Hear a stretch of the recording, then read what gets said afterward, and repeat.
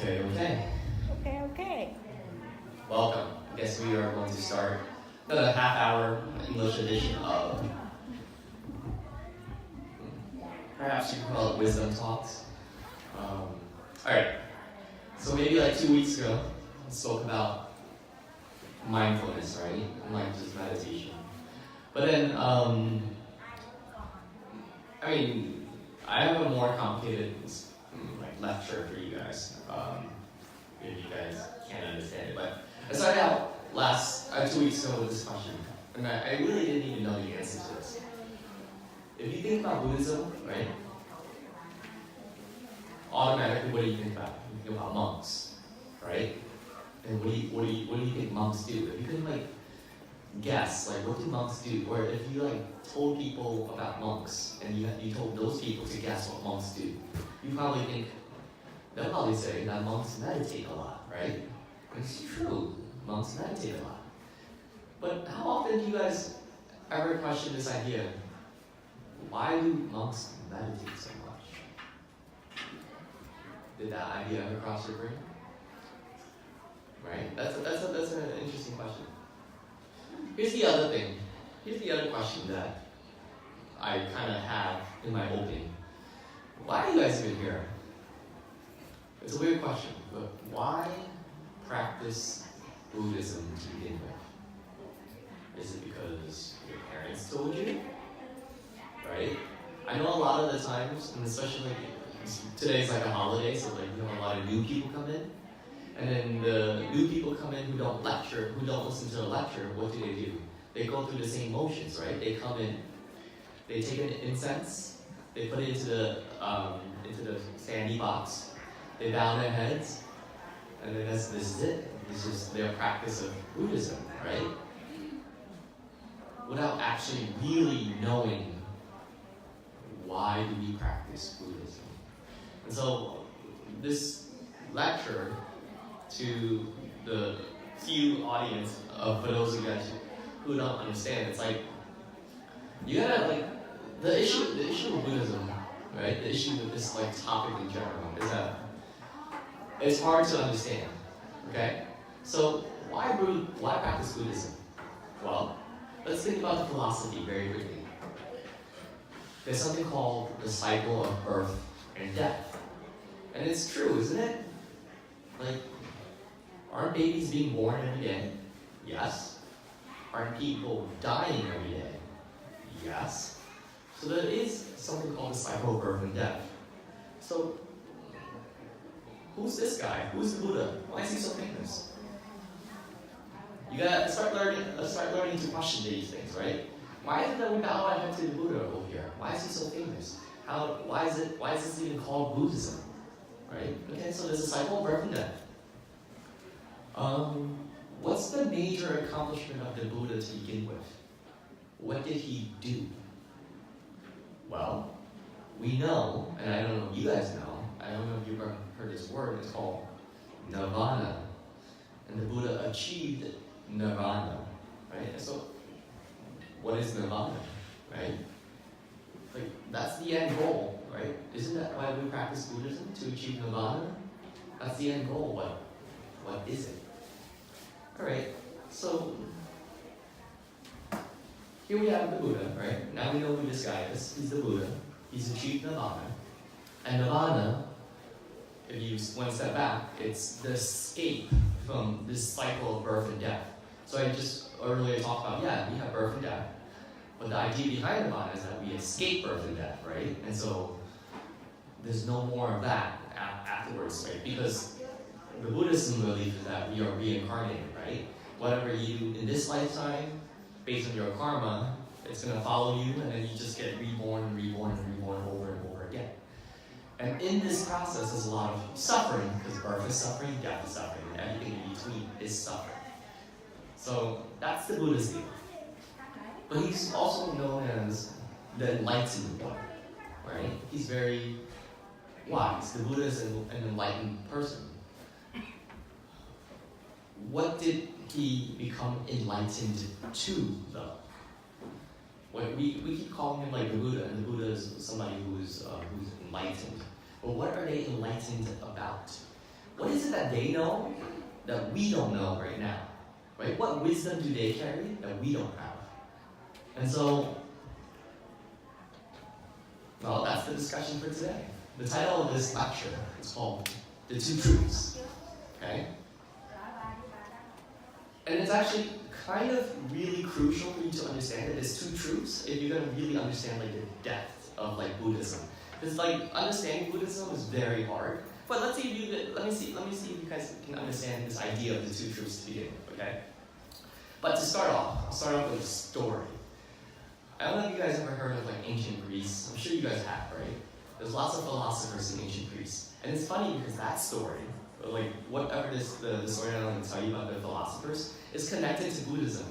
So they're like thousands of miles apart, years apart, but it's the same idea. So you guys have heard of like Plato, Socrates, and Aristotle, right? Those are like famous Greek philosophers. Well, there is one story by Plato called The Allegory of the Cave. Very, very famous story. See if you can read it on your own, right? But I'll just give you a summary of that, and it's going to connect to like the Buddhism and this idea of the two truths in a second. So, Allegory of the Cave, what's going on? In this story, Plato tells you, well, starts off with this idea that there's a group of men, right? They're in a cave, and they're chained to the cave. So, and also behind them, there's a fire, right? There's a fire behind them, and they're all like chained. Let's just say like 10 men. 10 men, they're chained. And there's a fire behind them. I don't know if you guys have ever seen a fire before, right? But the cave is dark, and there's a fire. So anything that walks in front of that fire is going to cast shadows, okay? So here you guys have these men in the cave. They can only look at the wall in front of them, right? And that's how they're chained. Like, it's a weird picture, but it's a thinking thing. You have men chained to a cave. They can only see what's in front of them, which is a giant wall. And because there's a fire behind them, they see shadows walking back and forth, okay? And so, if this is their entire life, guess what? The shadows are their reality. That's all they know about. All they know about are these shadows, okay? So this is where it's going to get interesting. You have these group of men, all their life, ever since they're a little kid, to like young men, old men, whatever. And all they see are shadows. The question becomes this. Well, here's how the story goes. One of them breaks free of the chains. Okay? One of them breaks free of the chains and escapes the cave. First off, he escapes the cave and he turns around. When he turns around, he walks towards the light, right? And he sees, wait a minute, this world isn't made out of shadows, it's actually made out of physical things. And the shadows that we saw were actually people and things, like actual things. They weren't actually shadows. So this guy who like escaped the cave, he broke free of his chains and stuff, he saw this like crazy, tremendous world. And basically you could call it as he saw the truth, right? But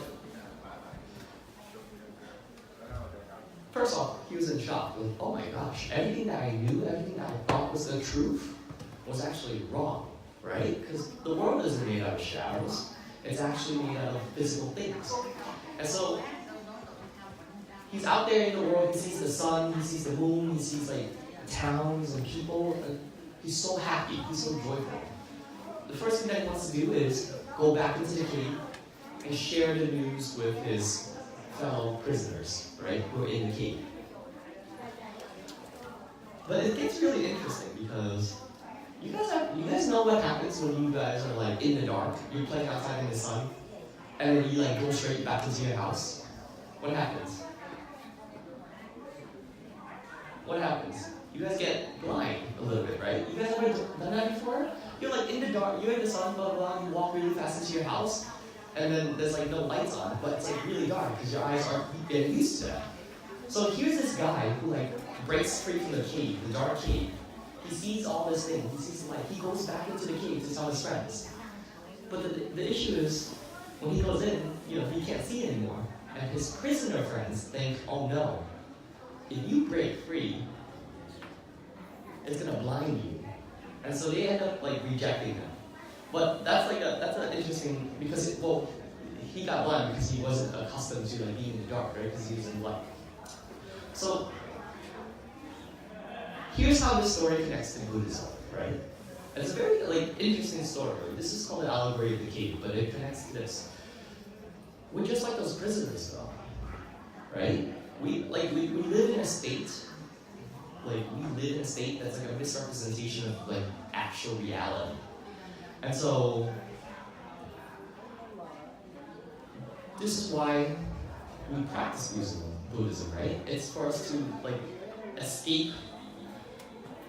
escape the relative truth that we know and see what the absolute truth is, right? And so this entire conversation is about this idea of the two truths, okay?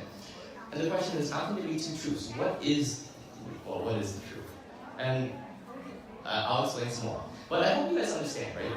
That it's possible that there's two truths. One is a relative truth and one's the absolute truth. And I'll give you another example so you understand. Have you guys ever seen kids arguing? Maybe you guys argue sometimes too, right? Whenever there's a kid arguing, it's really funny because they're both fighting, right? And you ask one kid, the kid probably says he started it. And then you ask the other kid, and it's no, he started it, right? And there's always a villain-victim story. The other person's always the villain, and you are always the victim. And therefore, you're right? Because that's what they call relative truth. That's the truth according to what you see, but that's not the absolute truth, right? Because the absolute truth would have been somebody started something, and then you weren't just necessarily the victim. So those two stories, the allegory of the caves and the two kids fighting, this idea of the relative truth and the absolute truth. So let's talk about it. What does Buddhism say about the relative truth? Well, the relative truth is this, right? That there's suffering and that there's joy in our life. That seems simple enough, right? There's suffering and joy. You probably experienced it yourself, right? You guys know when you're suffering. Probably now, listening to this. Or you probably know when you're enjoying. Let's just say, and it's the same thing, if you're really, really, really hungry, you're suffering. But the second you get to eat, there's joy, right? If you have a lot of homework, that's suffering. When you finally finish your homework, you find joy. So that's the relative truth. Wait, but it's why is that called the relative truth? Because that's actually not part of the absolute truth, okay? And so let's talk about this. The relative truth is that there's suffering and joy. What does the absolute truth say? Absolute truth says that there is no suffering and there is no joy. Both joy and suffering are two of the same thing in one. That's a kind of fascinating idea, okay? That there is no suffering, there is no joy. And so we gotta think about why is this realization so important? Why is understanding the absolute truth? Why does it help answer the question of why do we practice Buddhism, and why does it answer the question of why do people meditate so much? Why is meditation such a huge part of Buddhism? And this is where the lecture gets kind of interesting and maybe not so much so clear. But the more that you because we live in this reality, we tend to believe the shadows are our reality. We believe that there is suffering and there is joy in our life.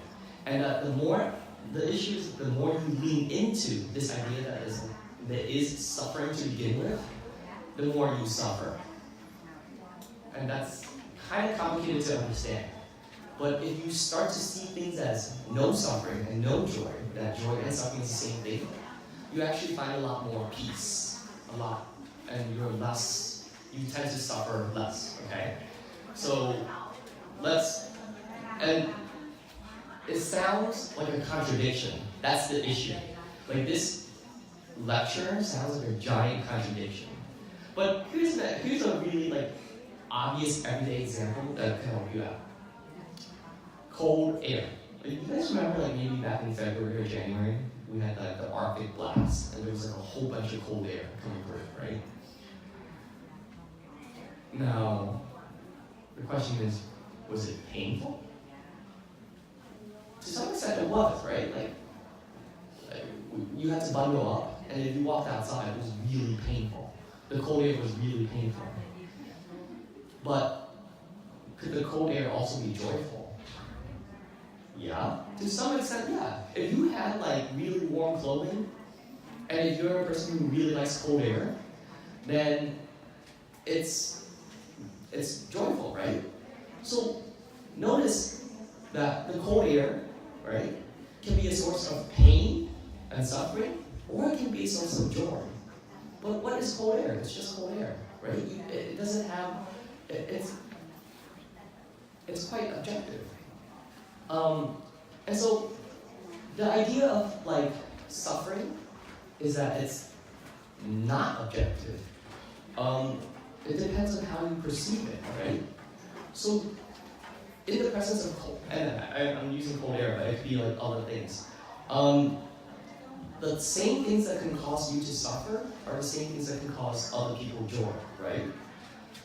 So if you begin to understand this, you begin to understand that, oh, wait a minute. There's relative truths and there are absolute truths. The cold air is just the cold air. That's like an absolute truth. The way that you see the cold air is the relative truth, right? And the issue is that because we are all humans, and because we have a body, we tend to perceive things in relative truth, and we don't understand like the absolute truth behind things. And then this is like the deeper part of Buddhism that's like really hard to understand, okay? And so this gets to the like, why do we practice Buddhism? It's so that we can back up, like step back, and then begin to perceive things as they actually are, right? And then not necessarily go through the type of suffering that we go through. Okay. And here's the connection. The more that you understand about the relative truth and the absolute truth, the more you're able to touch the end goal, which is nirvana, right? And then I'll explain more and more in depth what nirvana is. And at the beginning, I spoke about like the Buddha. Like, why is he so famous? What did he do? He became enlightened. He got to nirvana. Isn't that our goal? Shouldn't we be trying to get enlightened? Shouldn't we be trying to touch nirvana? But why touch nirvana? What is nirvana, right? Okay. But and I'm going to go to my last analogy, which is like,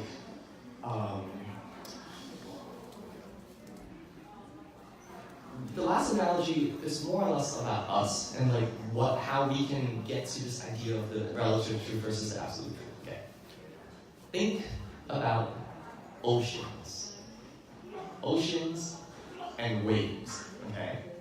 Now, think about the little waves that you see in the ocean, right? When you stand by the shore, you go to Coney Island or something, there's like high waves, there's low waves, there's long-lasting waves, there's like short waves, beautiful big waves, right? Now imagine if like waves had thoughts, they could think, okay? Imagine these little waves that come crashing up to the shore, they had thoughts, right? First off, you gotta ask yourself, what are waves made out of? They're made out of water, right? They're made out of water. But if waves had thoughts, this is gonna be a larger picture. If waves had thoughts, here's what it would be thinking. And actually waves, especially if it didn't know that it was made out of water, would be very sad. It would be in a constant state of suffering. How so? Well, think about this. Waves start like way back in the ocean, right? They start in the ocean and they come towards shore. So at the beginning, it's just like tiny. And And then over time, it's growing. Very much like humans, right? Very much like people. You start off as little babies, and you grow. And then ultimately, how does a wave die? It crashes into shore, right? Very much like you grow, you get old, and then you crash. Now, imagine if you were a wave. Think about the span of your lifetime. The span of your lifetime is that you grow, crash, and then you die.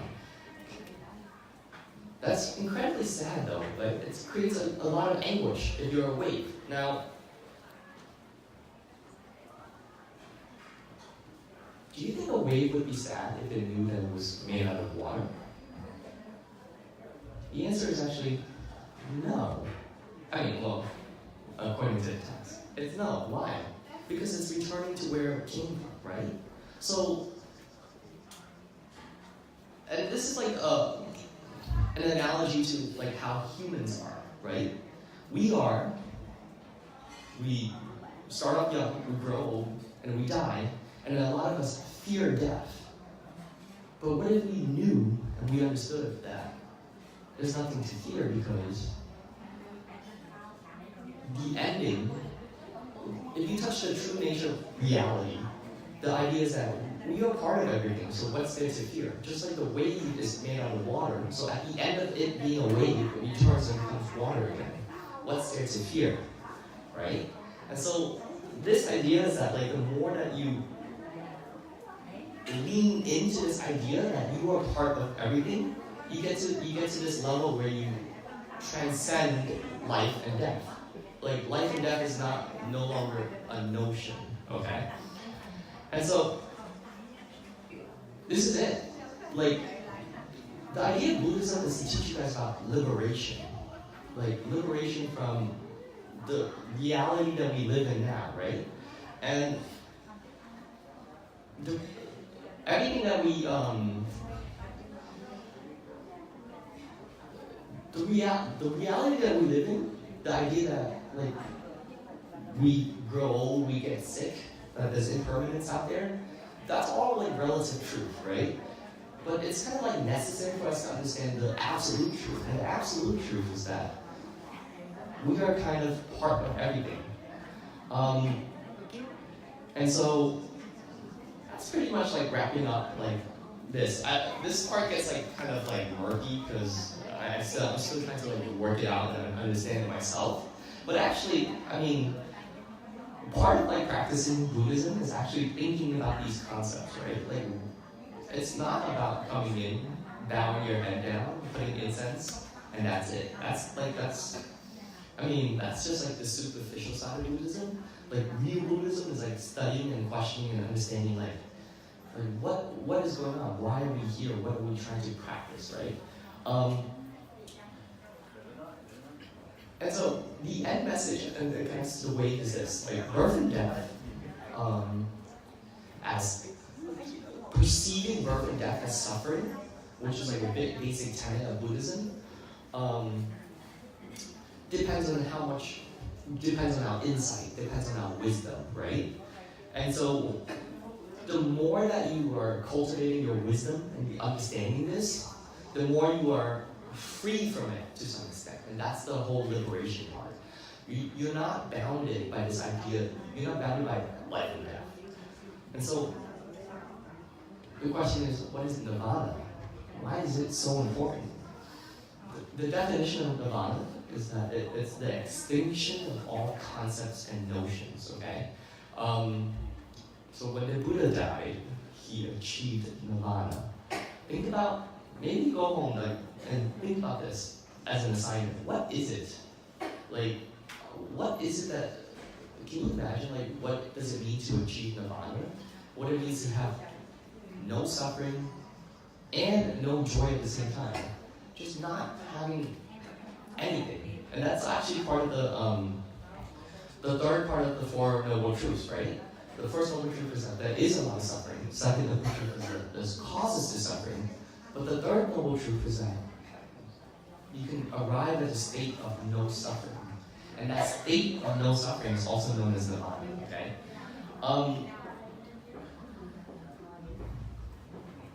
the second that the wave understands that it is water, it doesn't suffer.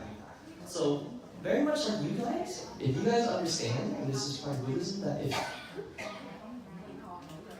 and the explanation is, if you understand that there is no suffering, and that there really is no birth and death, to some extent, you kind of cease to suffer.